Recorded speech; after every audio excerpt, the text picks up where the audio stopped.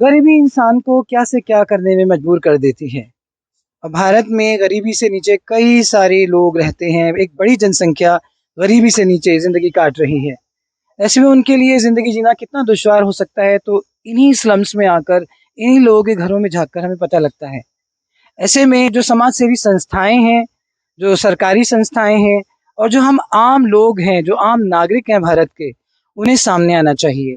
उनके पास जो भी कुछ है, जितना कुछ है, जिस तरह से भी मदद कर सकते हैं, हमें इन लोगों को ऊपर उठाने की कोशिश करनी चाहिए, अपनी बेस्ट बेस्ट एफर्ट्स करके। तो इसी तरह का इनिशिएटिव लेते हुए एक समाज सेवी संस्था और एक लोकल जिम और एक लोकल न्यूज़ पोर्टल साथ आते हैं और स्लम्स के लोगों को एक खुशी देने के लिए एक पहल लेते हैं। अस्सलाम वालेकुम नाज़रीन, मैं असीम आशा उस्मान, ओखला टाइम्स के लिए। इस बार मैं आपको एक इंटरेस्टिंग सी खबर देने आया हूँ यहाँ पर।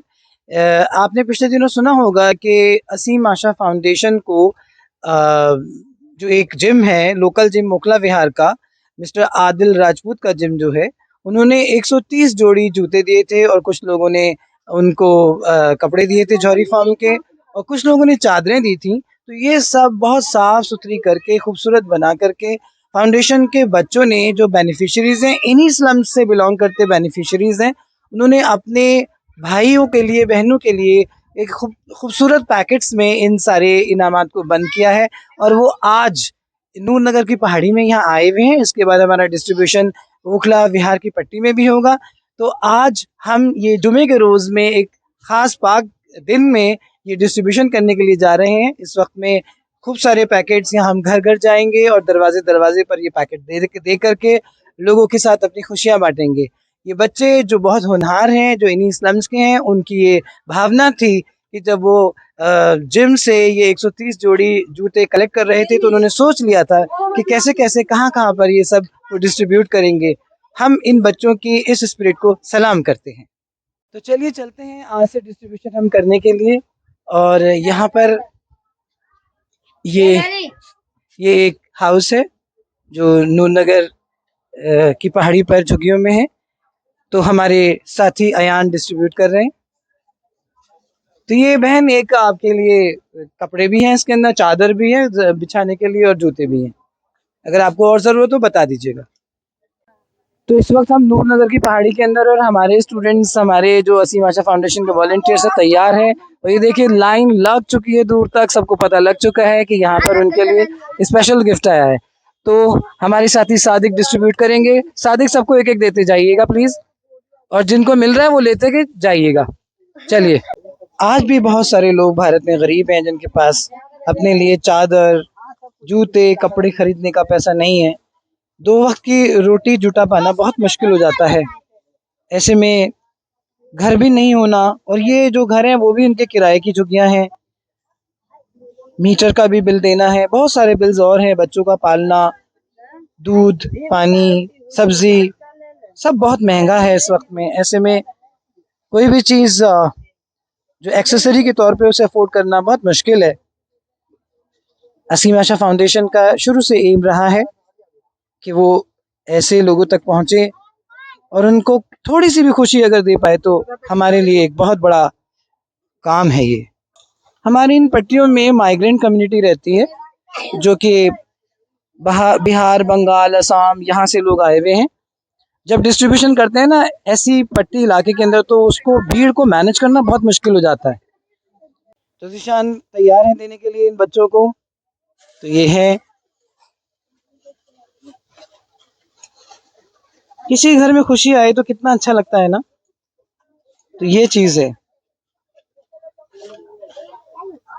ये ओखला विहार का जो जिम है यूएफसी अल्टीमेट फिटनेस क्लब और असीम आशा फाउंडेशन के कोलैबोरेटिव वेंचर है कि आज हम इन लोगों तक, बच्चों तक पहुंच रहे हैं। इस वक्त में हम नूर नगर की पहाड़ी वाली झुग्गियों में हैं। ये देखिए दूर दूर तक झुग्गियाँ झुग्गियाँ हैं। नीम का पेड़ भी यहाँ है, कई सारे नीम के दरख्त हैं। वैसे तो नीम के दरख्त बड़े मुश्किल हो जाते हैं देख पाना भी।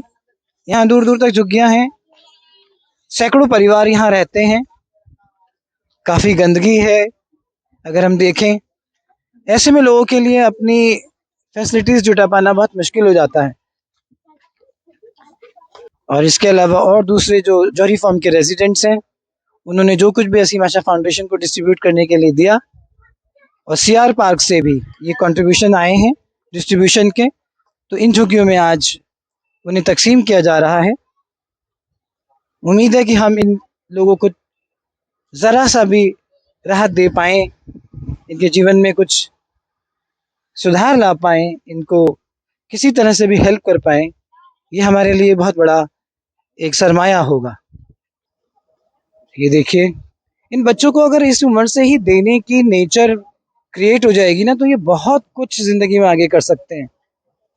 हमें असीम आशा फाउंडेशन का मेन एम यही है कि बहुत बचपन से इन लोगों को देना सिखाना है।